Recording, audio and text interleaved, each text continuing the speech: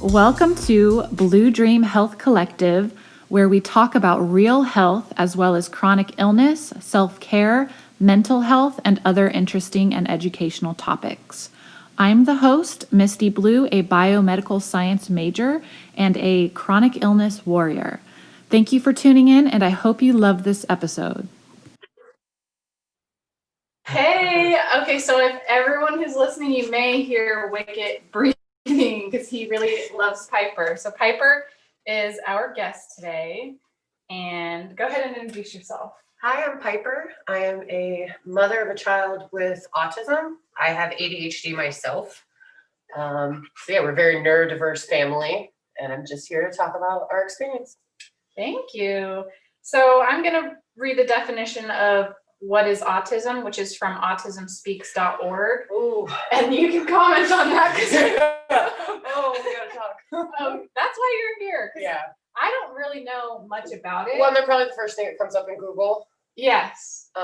Okay, so I'll read it and then you tell me what's up.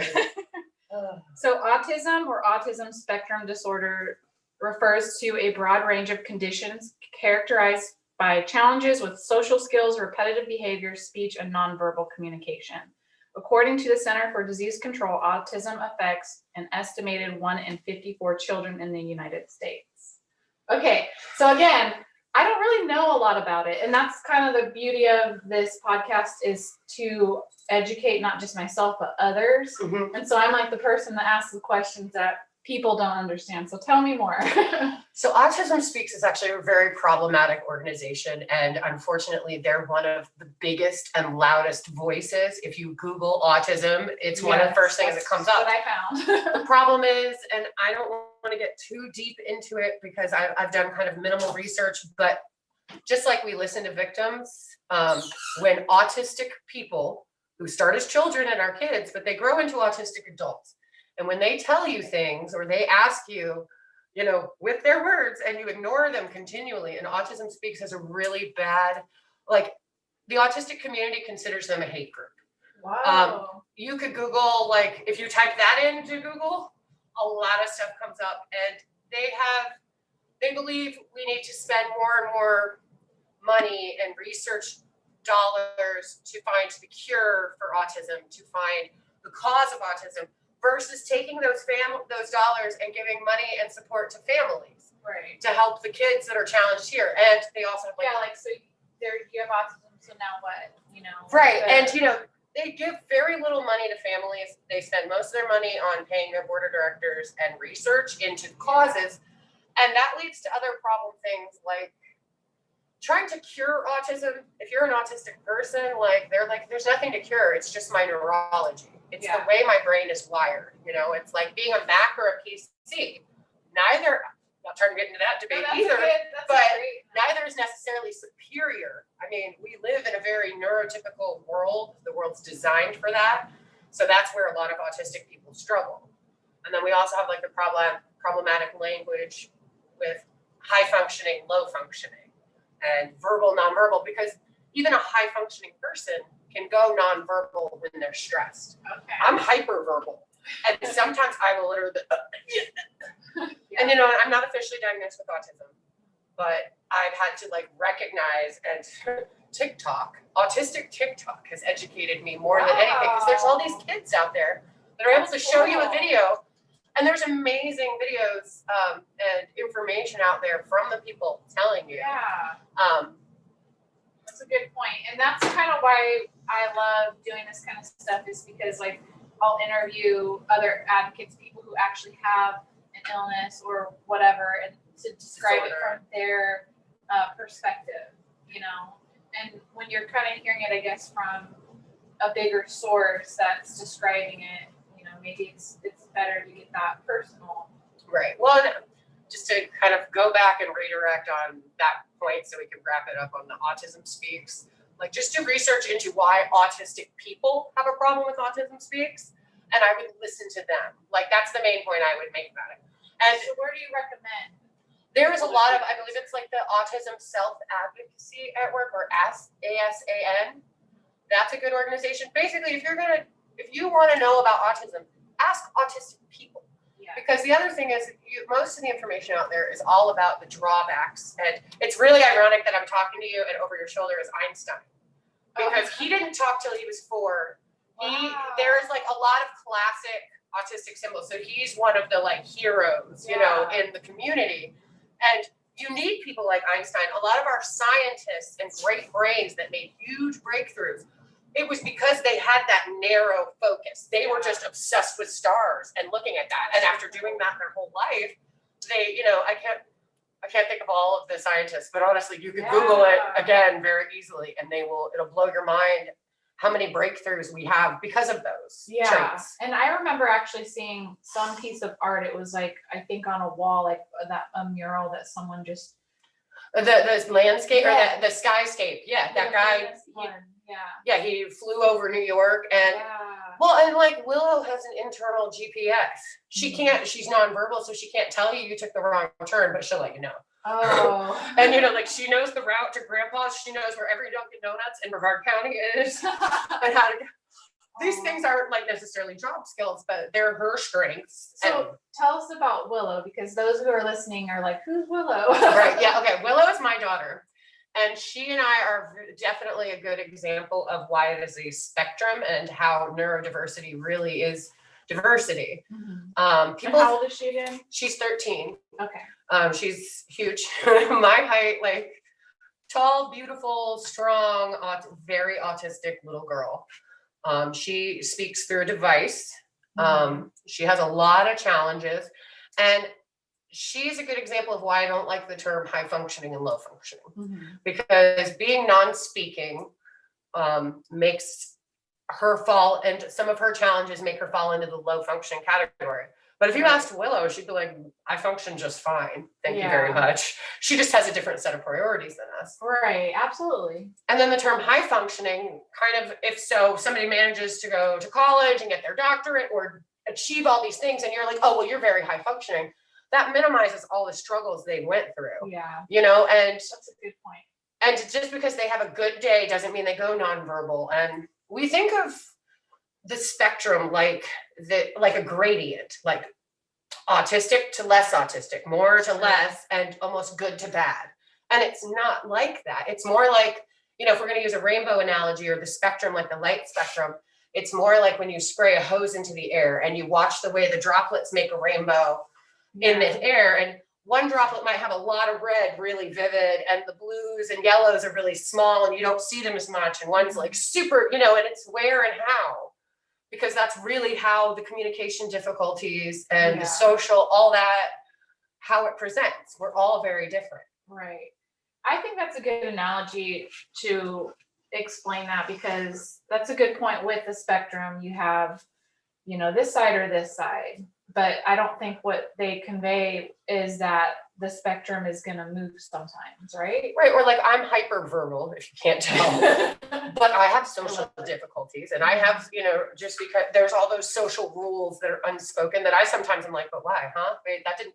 And if I tell some people, oh, I have struggled socially, they'll be like, Piper, you could talk to a brick wall. I could, but I wouldn't necessarily know the social cues about it. Okay. And, you know, Willow is nonverbal and can't, you know, but I've seen her want to socialize and just not know how. We all have those cravings, and we all present differently. And it would be nice if we could try to elevate their gifts and, you know, support them versus only talk about the bad or try to eradicate their autism or act like it's something. I think that's a beautiful point to make, for sure, because it and I had someone make a comment, because I once in a while I'll post like, hey, does anyone have anything for me to throw in? And someone did say that here specifically in this area, they don't have a lot of support for autism. And send me their name. Okay. Because Brevard actually, well, and it's different now in the whole new world we're at, and it depends on the age.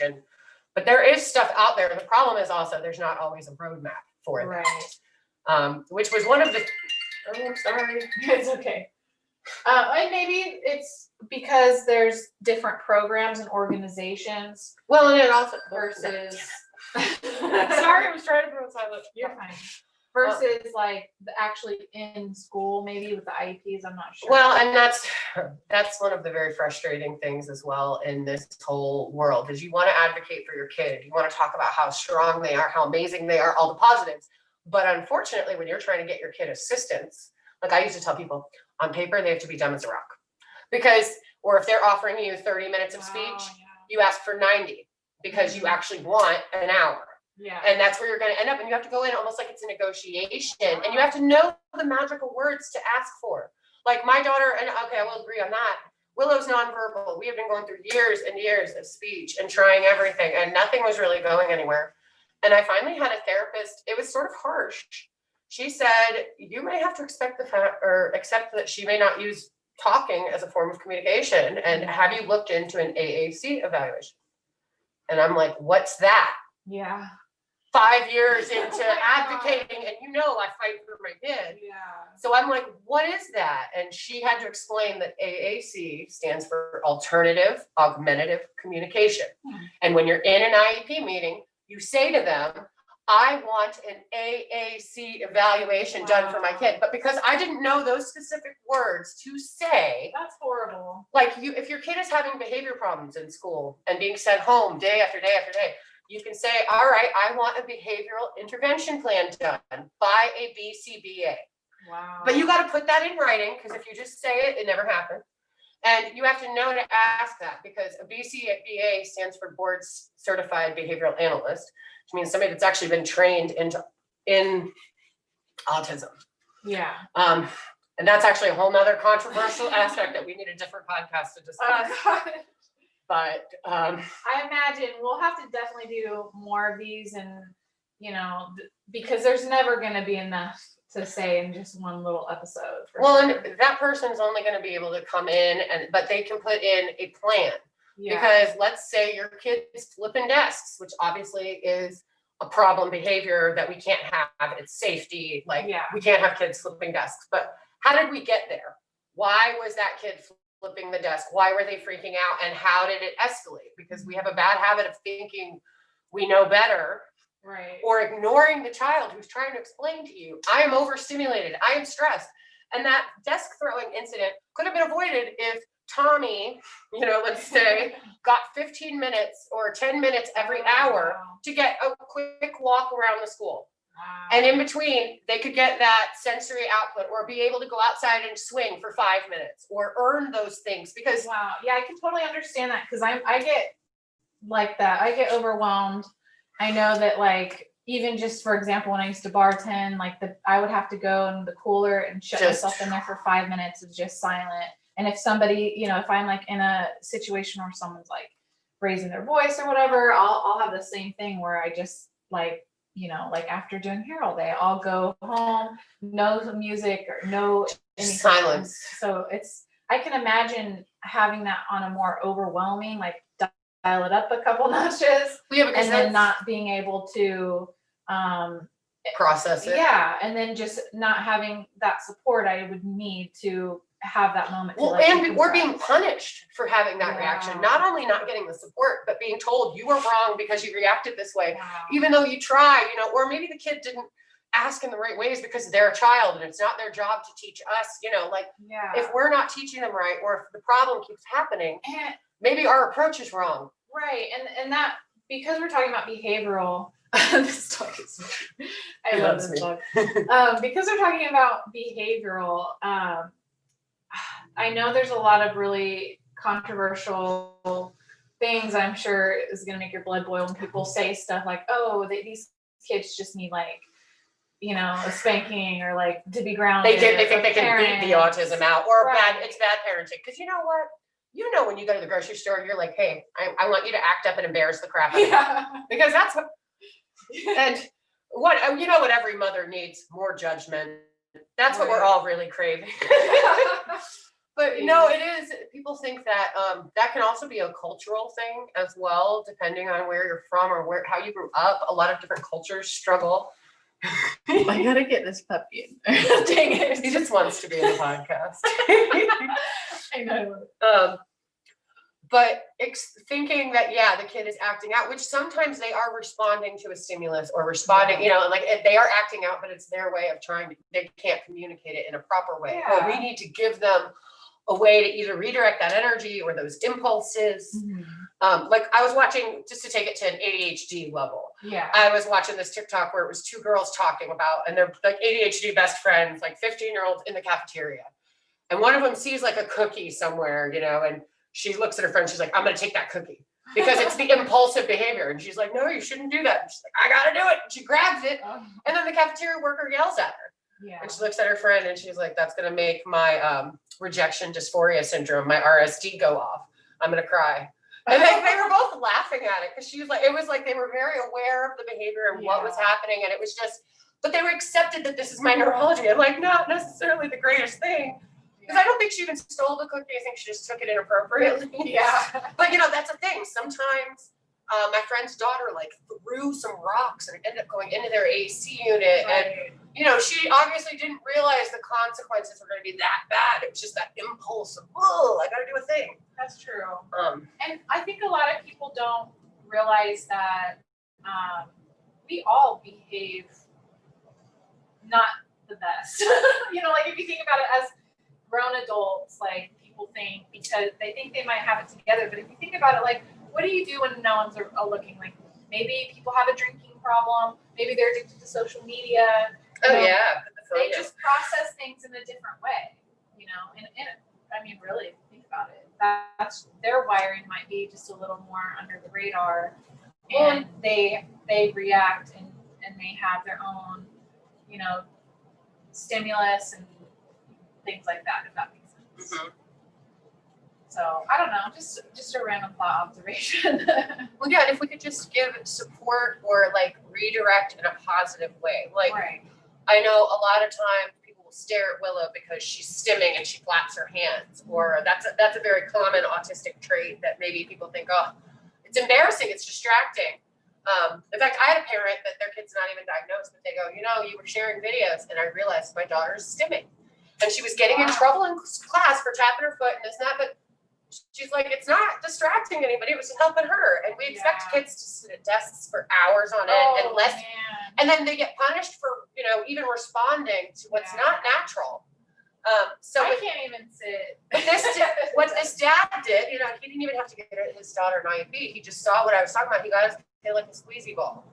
So, and then he could stop arguing with the teacher because the teacher wanted to like punish her for stimming instead of just giving her fun. Can you give me a stim that's not going to bother you, lady? Yeah. And that's the thing. Like, rather than punishing a kid for being a kid, let's find a way where it's appropriate. Like, if you need to get this out. I remember I had an office job and people thought I was on drugs because I was spinning in my chair. I was tapping my knee. Like, I could not sit still in that environment. So I can't even imagine my hyper child for self. 8 hours. Oh, man. And, you know, the first thing we cut is the arts or physical education and things like that. Yeah. So our kids just keep getting pulled tighter and tighter into more and more restrictions. And then we're like, why are you having behavioral problems? Right. I've seen that before where they've had kids like sit on the bouncy seat. Right. And who does that bother? Yeah. Well, no, they're just changing the room around. Because if you look at, sometimes when you look at different classrooms, they're all very. Well, our education system comes from back in the day when we wanted to make factory workers. And that's why the desks were in rows. And it was like, you know, like that's again a whole other. That's interesting. I never thought of that. Yeah. Well, it's not promoted for good learning. We know the places in the Montessori and where they have creative learning and they're letting their kids put their hands in the dirt and the forest. They're learning more about science than a lot of other kids who are trying to learn it out of a workbook. That's you true. know. Dog. It just adds to the ambiance. Wicket is the guest appearance. Okay, so tell me about being a mother of a child who has autism. So how soon into, like, let's rewind up to the beginning. How soon did you find out? Like, tell me about Willow that. was honestly different as an infant. Mm-hmm. Like, looking back on it, we used to joke she was a snob, and you know, she's half British. Yes. And after my 23andMe, she's like 100% Northern European. Nice. So she, but she used to kind of even look away as a baby. She was not one of those hammy babies that liked making faces at you. She was kind of in her own doing her own thing. And we used to always be like, oh, she's just on the move. Oh, come here. Come with me. But you know, she used to just, she always wanted to be on the move. She liked to be on the go, but it wasn't really, and she hit every milestone early physically. Oh. So, you know, it was really easy to just be like, well, you know, she's just a mover and a shaker. She's not into chatting. And then we hit the social age right around 15 months. And I was at a little mom's group and I saw this little girl, and this is in the UK. Okay. And this little toddler goes, Bicky, because over there they call cookies biscuits. Ooh.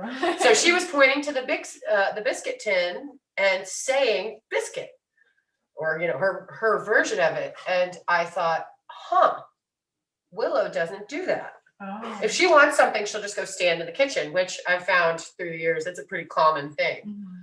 And, you know, kids are pretty good at training you as the parent. Yeah, that's true. So, you know, and especially a new mom, you're like, oh, what do you need, my darling? Yes. So, you know, we went to a speech therapist, or we kept getting evaluations, and I got to give them credit for how small the medical system was over where we were, because we were on an island off the coast of the UK, England. Oh, wow. So it was even tinier. But first we went to like the general practitioner, and she's like, I think she's fine. Or no, excuse me. There was a nurse that came over once a week. And I used to joke it was the baby weigh-in, because we would measure the babies, and it kind of reminded me of a fishing tournament. Like, and my kid was always the biggest. But I asked her about it, and she went, and she took a pen and went click, click, click, click, click, click, click, click, and clicked it in Willow's face. And Willow didn't really react at all. And she went, all right. And so she goes, I think she's fine, but just in case, she sent me to the doctor. And then we went and saw a doctor, and the doctor was like, I think she's fine, but again, just in case, erring on the side of caution, let's get you a speech therapist referral. Mm-hmm. And, you know, the speech therapist was the one that was like, well, why would she ask for anything? Mom and dad are always right there, you know, try to make her ask you. Right. But she goes, I think she's fine, but just in case. So within like a month or two, we had been referred into a group evaluation. Because this was in a different area. So they had a speech therapist, a behaviorist, an occupational therapist, so and a doctor. But they also had like 5 kids in this group. And I think they were trying to see. And the whole time we're with the other parents, and we're all just kind of like observing, like in this fishbowl. And everybody's like, yeah, their kid's messed up, but my kid's fine, you know? And that was sort of the attitude. And in hindsight, it's interesting to look back on that. But while the kids were getting evaluated, we're discussing, and we thought, you know, they're going to tell us Willow's fine. And then they told us she was autistic. And I remember that hitting us both with very stereotypical reactions. Paul had the very male reaction of, you're wrong, nothing's wrong with my kid, you don't know what the F you're talking about. Yeah. I had the very stereotypical female reaction of, it's all my fault, I did something wrong, I caused this, you know. And so, but I give them again more credit. We had immediately an education program we went through, which is so important. And they explained, like, they use this iceberg analogy of, when you see an iceberg, you see the behavior on the top or the kid freaking out. You don't understand all the stuff under the surface that led to that. And so we got a good, but then we get all this education, we learn about it, we find out, okay, speech therapy, occupational therapy, you know, and none of that was available. Oh, wow. So, like, I knew what she needed, but I couldn't get it for her. So we were going to have to either move to a bigger island, move to the mainland UK, or come back to the States. And so my choice was to come back to the States. Like I said to Paul, you're welcome to come too, but we're out. And it was not the nicest. I mean, it was. It's a big move. It was a lot, but I knew how to advocate for her here better than there. And when you're from here, he's from there. Yeah, and you know, I know a lot of people mock welfare and things like that, but actually coming back super poor and applying for the local programs, we went through Child Find, and then she was getting she was in early steps, early intervention, and we had speech, OT, and a behaviorist coming to the house twice a week. Nice. Like, she went from getting nothing to within a few weeks, getting like 3 hours a week. And, you know, within a few months I had that up, and she was getting some help, and I was getting some support, because if you don't understand it, autism can be really difficult. And, you know, as a mom, and then my neurology, I kept feeling rejected by my kid. And, you know, it's hard to like push through and be, be a therapist and all these other things, especially without the education and support. So getting some of that, and, I give them credit. The people we had were fantastic. Yeah. Now at 3, your kid goes into the public school system and, or you're through your insurance, and, it can be very bureaucratic and difficult. And again, you have to know these magical words to say. Like, I will write stuff down. You should write a book. I've thought about doing a podcast because I don't feel like I'm focused enough to write a book, but I'm like, maybe I can make videos. I'll help. I love that. Oh, okay. All right, well, we'll collaborate. Okay. So now let's fast forward to today. Like, what's life like in school and all of that? So Willa's doing well. She is at a school specifically for autism. Mhm. It's year round. They cater to her. It's unfortunate with COVID. I'm not allowed to be as involved as I once was, or come in. But they were able, because they're smaller and private, they were able to open back up before other schools did. Wow, nice. So we've been doing temperature checks and like social distancing the whole time. But consistency is really important. Yeah. And with Willow's progress, like, she's non-speaking, because I recently found out nonverbal isn't necessarily the best term either. And we're always trying to learn. You can verbalize without. Well, and some people that can verbalize can go nonverbal. And I'm still trying to understand everything, Yeah. It's always an ongoing process, like anything. Always learning. And autistic people sometimes can be a little harsh.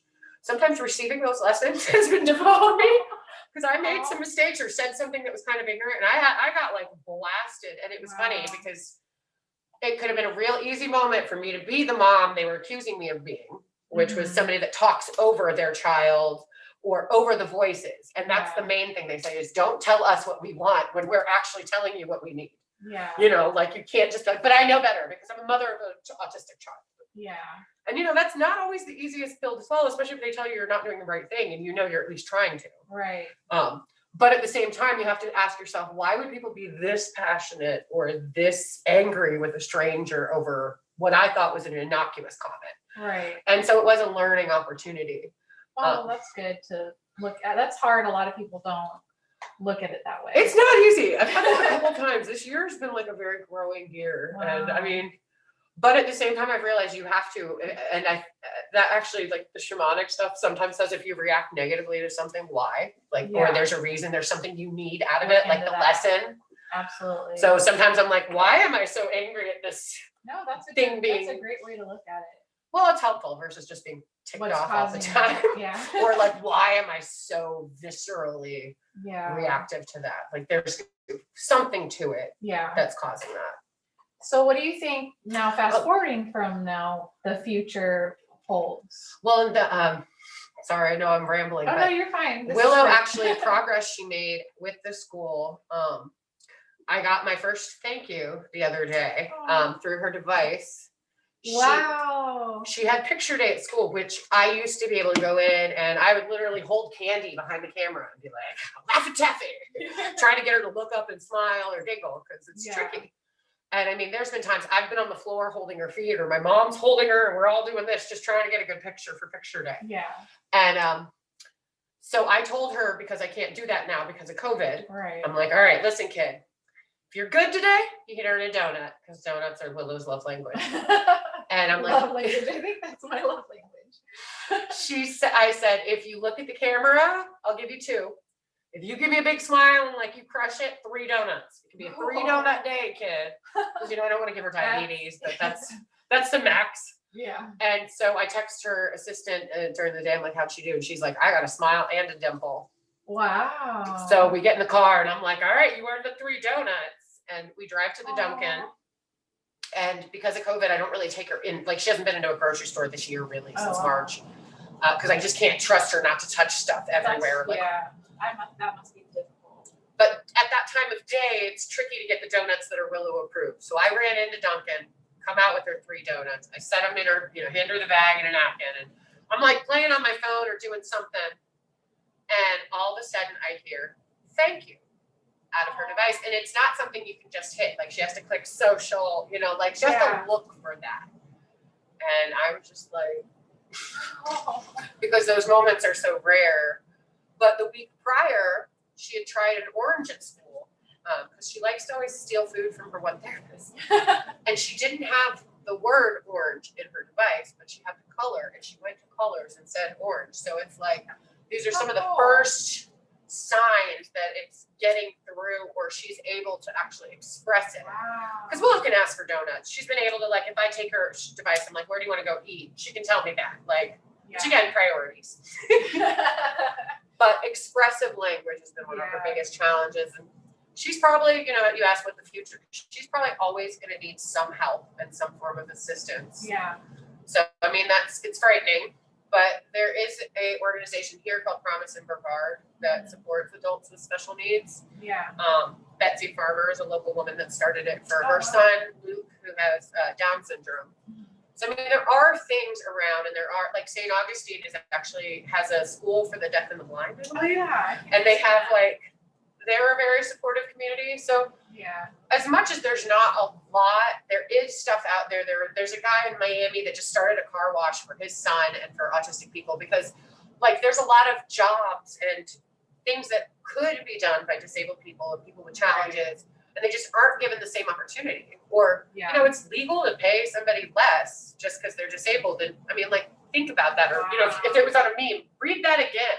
Yeah. Like, and we act like we give businesses sometimes money for hiring people with disabilities. They don't have to pay them the same amount. Like, we treat them like subhuman just because they have challenges. And that's something I really want to fight to change, at least the dialogue that, you know, perpetuates the ableism in that. Because our kids and our adults, they're always going to be kids to me because I just love them like they're my own. Yeah. But I don't mean to be demeaning to them in any way. But, like, they have bright, amazing, you know, abilities. And I think it's more that we need to, as a society, look and see what they can do. Yeah, absolutely. And support them to do it versus punishing our kids for being who they are or acting like they need to change to fit these norms. Yeah, and that's a lot about, too, what I stand for with this podcast and everything is to find the support for people to change and better, and make things better. Like, we can do better. Yeah, we absolutely can do better, and we should. So I wanted to, let's see, we're going to talk about toxic positivity and ableism. Yeah, inspiration porn. Yes. Oh man, there we go. That's it's a thing. And again, like, there's so many Reddits, and that's actually a cool thing about the autistic community is they're very online. Yeah. Because that's an easier form of communication. So if you really want to do the research and hear what they're saying, you can find it. Yeah. And it's usually witty and hilarious and very informative. But so often, you know, they show you the guy in the wheelchair that managed to still do a marathon or this or that, or the woman that has all these challenges but still did this. And it's like, yeah, and you know what? The girl that's crying right now in her house and hasn't left is still a valuable human being too. Absolutely. And, you know, it's the same with the high functioning, low functioning. Like, it almost to me sounds like high value, low value. Yeah. Or important person, forgettable. Yeah. And I don't know what the answer is, because I think uplifting stories are important, and I think we need to put more people with disabilities and, you know, different stories need to be told. Yeah. Because I'm kind of sick of the same old, like, how many times have we remade? Yeah. But disabled people are not your inspiration for them. They're not here to make you feel better. And I don't really know how we turn that into a more, like, genuine positive thing versus appropriating their stories. It's kind of like just like the whole highlight reel thing. You know, when you go through people's social media, you see the doctored up family portraits that look so beautiful and happy. And nobody's posting. Yeah, no one's being real. Their house when it's a mess. Exactly. Like the shitty or the crappy dinner that came out awful. Right. I made it almost. Exactly. The dirty dishes and you know, ordering fast food. Or when you scream at your kids, you know. Yeah, and that's the thing is that people, when they look through those Facebook feeds, Instagram, that's what they see, they feel bad about themselves because they feel like, well, that's not me. Like, look at me, I haven't showered today, and I haven't, you know, I'm certainly not putting dinner on the table today. Well, or even from the autistic perspective, watching people, their kids, they're having a sleepover, their kids are having this social interaction, that, and you know, when your kid's still listening to little Einsteins, and you know, at 13, you know, that's okay. She loves it. Yeah. It makes her happy. But I have to come to terms in my own head and to deal with my own biases or, Right. how I should be feeling Yeah. about those things. And then it's like, if my kid's happy, she's happy. Yeah. Because what do we want for our kids? Like obviously we want them to be successful human beings. Mm-hmm. But I don't want, and I'm bad about this and comparing myself to others. Like that's something I'm actively working on. I think everyone is a little bit, but yeah. But we act like, no, where everything's great, or, and then let me go post my dinner on Instagram. Oh yeah. Look how healthy I am. Everything's fine. Like turns off their phone, takes a bottle of Xanax, it's a glass of Pinot. Right? Oh my gosh, yeah. But it's like, I don't know how we do, because I like watching the little videos of the dodo when people rescue, and like, I don't want to take away that, but at the same time, how do we elevate the actual voices of the disabled and listen to them, and not appropriate their stories for our own. Right. Like there's a little controversy right now with Sia. Oh, really? She's making a movie, or she made it. But she hired the same girl that she's worked with like a bunch of times, Abby. And the girl's playing a nonverbal kid, very similar to my daughter. And I gotta be honest, I only saw the preview. But to me, it looked like a typical, neurotypical playing an autistic kid. I only saw a few clips. But the thing is, and whether or not she did a great job or not, or whether her intention was good, if you hurt people, it doesn't matter if your intention was good. And she already has. And her response to criticism of people in the autistic community going, hey, why didn't you hire an autistic actress? Because they exist. There are people with disabilities. In fact, I believe there's like disabled acting guilds where you can, if you're looking for it, and guess what? You're Sia. You've got a huge fan base. You're telling me you don't have and so a girl on Twitter commented, I would have acted in this. I would have, or multiple people could have been up for this. And she's like, well, maybe you're just a bad actor. And when you pick the girl that you've hired over and over and then just say, well, you just suck.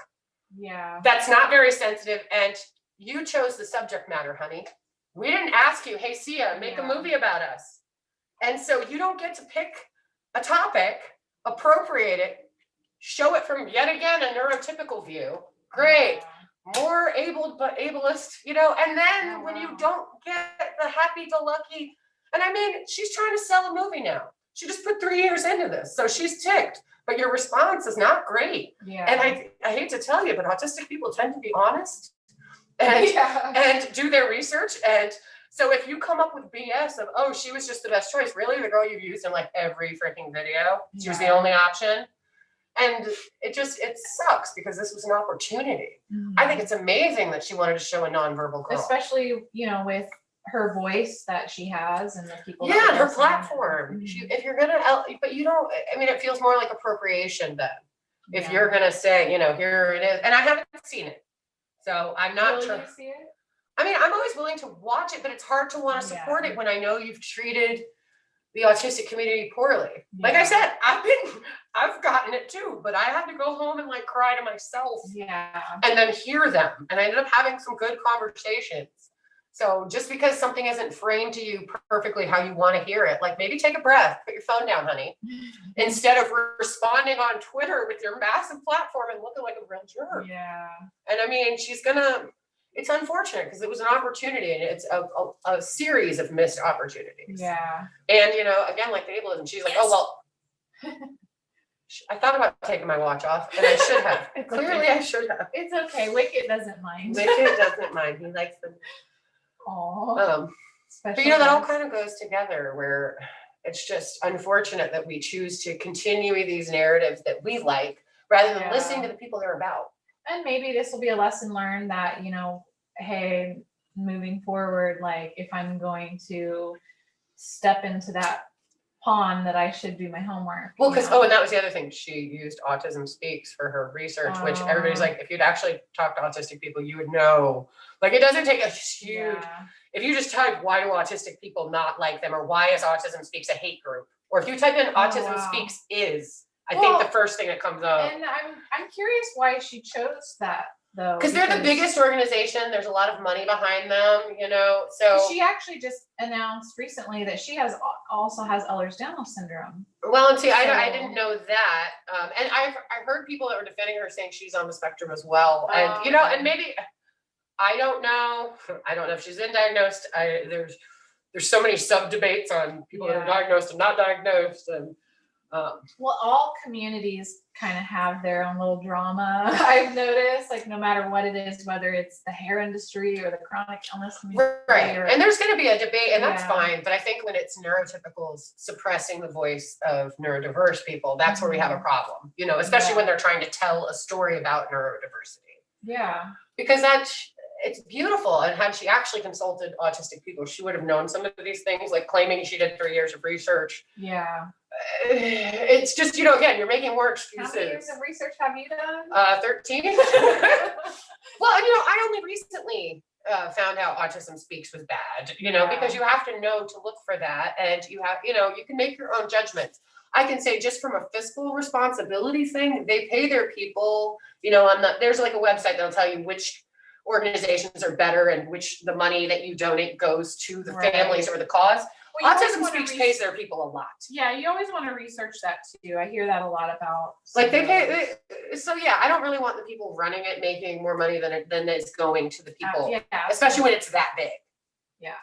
So I wanted to discuss just life of being a caregiver, because maybe some people listening don't know that you're like this amazing roller derby badass. So let's talk about being a caregiver, and just how because that's something you have to cope with. Well, and I mean, especially when they're younger and you're kind of starting the journey, it can be very overwhelming because you have speech, occupational therapy, behavioral therapy. It's a full-time job. Yeah, you have evaluation after evaluation. Like, I understand they're a necessary evil, but it's kind of like the most in-depth, crappy report card ever you could get for your kid, where we're going to just dissect your child into all their weaknesses, usually not strengths.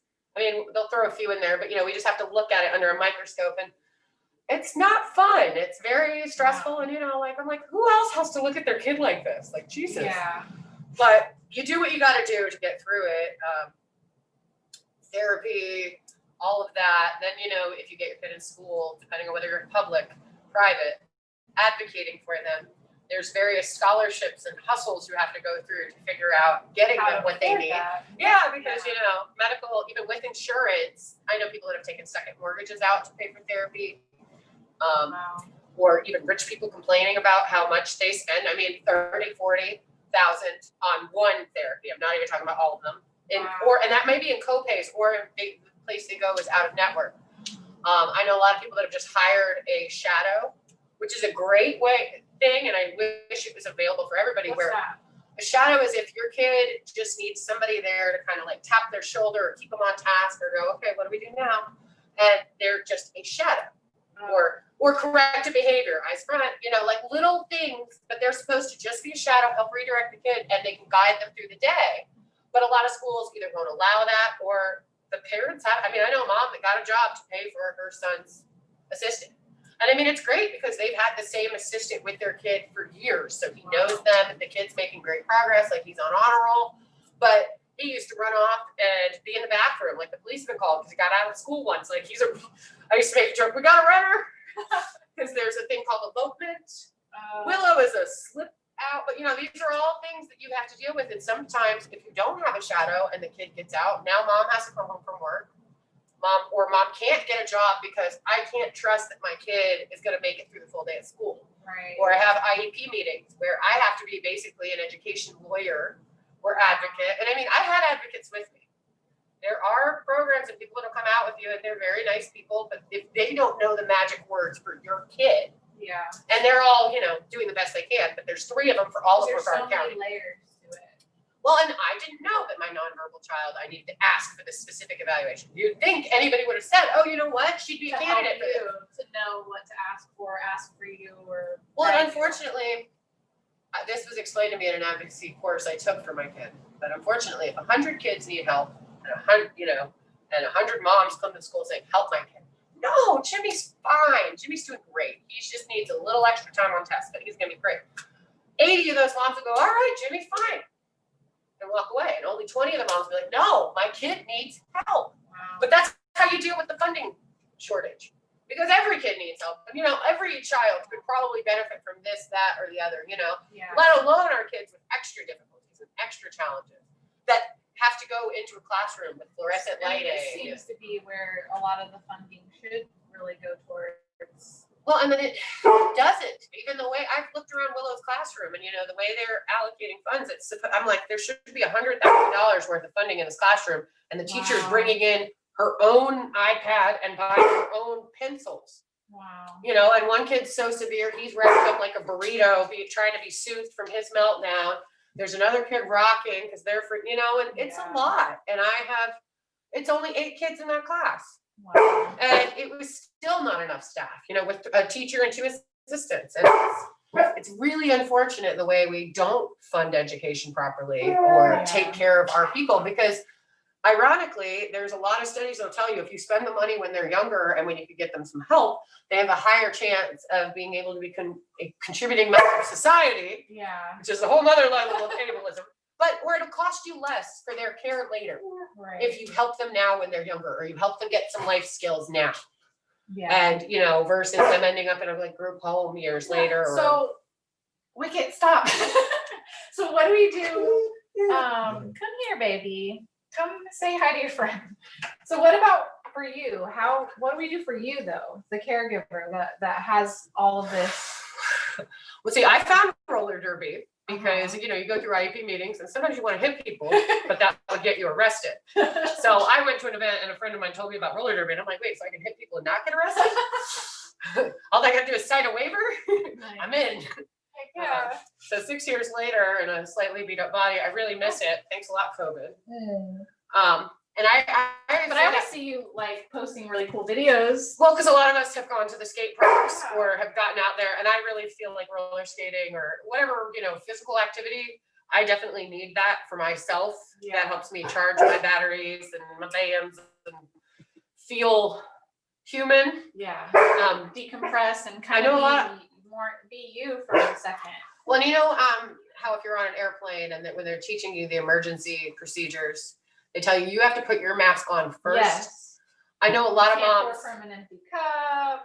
Well, and a lot of moms, I get it. We are the ultimate martyr. I think martyr came from mom. I don't know. I don't remember Latin that well, but I just know that we have a bad habit of not doing that, and then we think we're doing it for our family, but we don't realize that if you don't have anything to give, you don't have anything to give, and if you lose it or you end up. And I mean, it can become you end up sick, or if you already have something that's a challenge, it'll flare up, or, or for me, my brain feels like, for me, my PTSD and my own issues almost feel like brain inflammation. I just, all of a sudden, I'm like, on edge all the time. If I don't find a way to. An outlet for you. Something, or even that when people say that 15 minutes is like deep breathing. Yeah. If you actually breathe 5 in, 5 out for 15 minutes, you will calm down. It's impossible not to. And it's important too because you have to have a lot of patience to be a caregiver, and if you are just with burnt yourself out and stressed out, and you're not going to be the best caregiver you can if you don't have a way to kind of find that balance. Yeah, and just remember, it's almost like in AA when they say one day at a time, but it really is, because it's hard not to think, oh, God, why haven't we made more progress by now? Or what is the future? And you really have to just live in, well, how about today? Today's a new day. Today, we're not going to let whatever happened, because sometimes I would get so frustrated and I'd be like, with Willow, trying to get out the door and be like, well, put your shoes on, do this. And I would just snap at her and all of a sudden she'd be like, and I'd be like, are you kidding me? Really? Mom had to, but you have to give yourself grace and forgiveness too. And you do have to find time, even if it's only that 15 minutes, even if it's locking yourself in the bathroom. Yeah.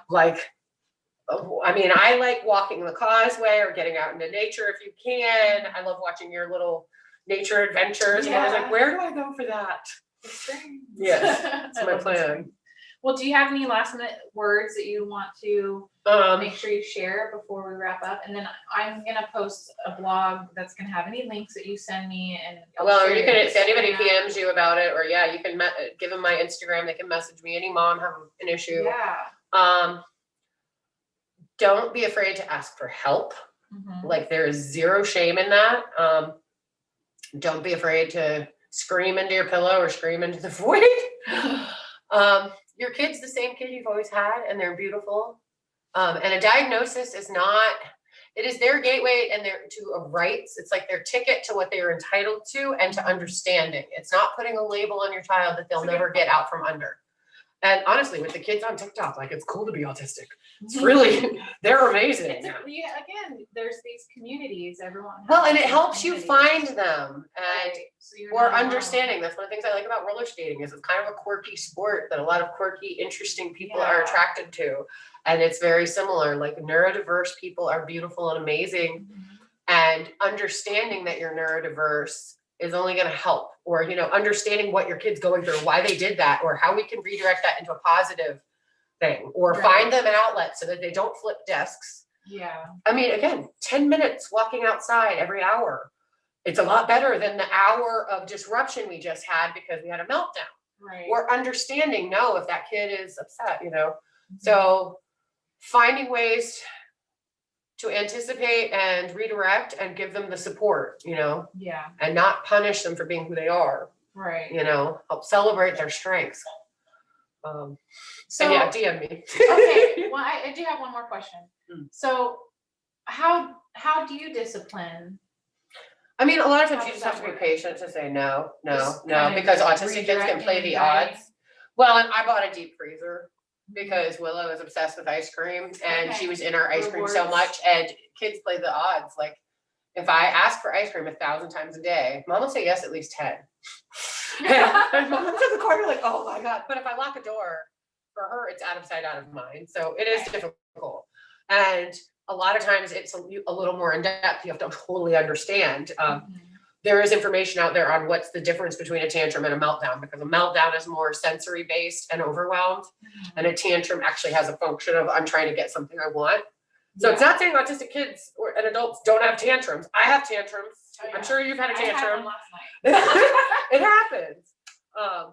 But a meltdown is different and shouldn't be met with shame on the mother or anything else. And I mean, it can be challenging to discipline any kid, you know. And I mean, we all have meltdowns in our own ways too. You know? Right. And understanding and supporting that. Like I had one with my family last Thanksgiving because I was on a trip for 4 days instead of 3. Yeah. Or the morning of the 3rd day, that morning I was like, dude, I'm done. Yeah. I need to be done. I was done like at the end of the night. I know 72 hours is my max. And then like I had a few glasses of wine and one thing triggered me and I was like, boop, now meltdown. And ended up embarrassing myself, having drama with my family. And it was like literally over nothing. But it was just because you needed that. Well, the frustrating thing was I knew where I was. Like I knew that was my limit and I kept trying to push through. Yeah. And then it resulted in exactly what I knew would happen. And then I had the shame and the guilt and all that associated with that. Right. So it's just one of the, and that's, our kids go through that too. And people go through all those feelings of like, they're not, trust me, nobody's happy to be on the floor losing it in front of everybody. Yeah. And I mean, I've been fortunate. Willow's doesn't have those same kind of issues. She just, when she won't do something, she won't do it. Yeah.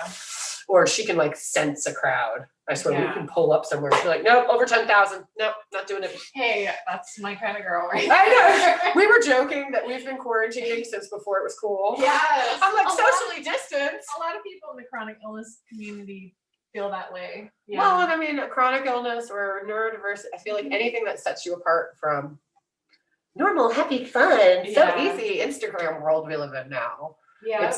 And I think for people that have trouble living the lie all the time, because for me, that's the thing I just start, like, I don't like filters on my face anymore. Yeah. Because I feel like then I look at my real face and I'm like, ugh. I'm just like, Jesus, this Snapchat life is not for me. Like, I don't want to look like a smooth anime character. I want to look like me. Recognize you.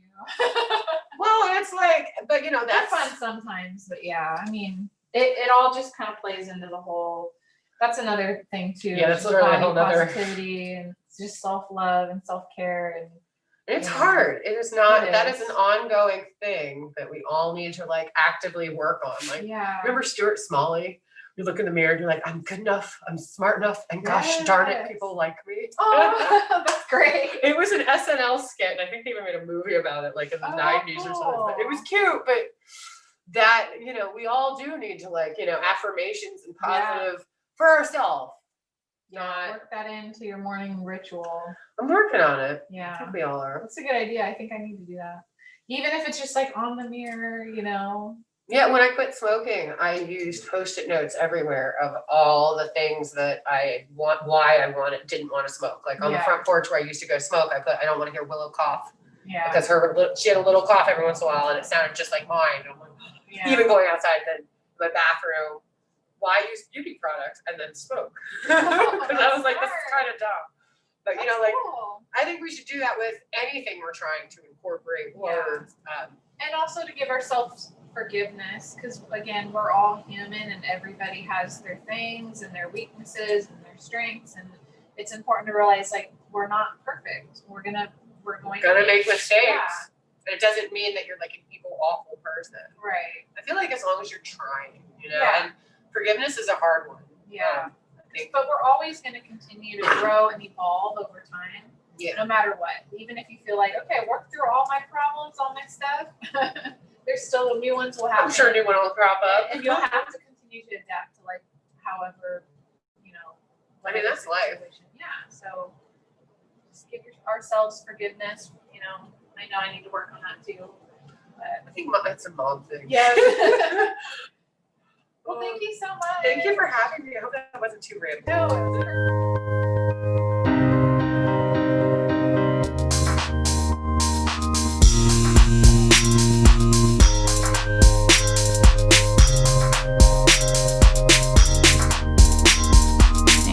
Please be sure that you subscribe to the blog, which is bluedreamhealth.com, where you can find additional links and information on this episode. You can also check out the digital magazine on our website, as well as find us on Patreon, where you can be a supporter.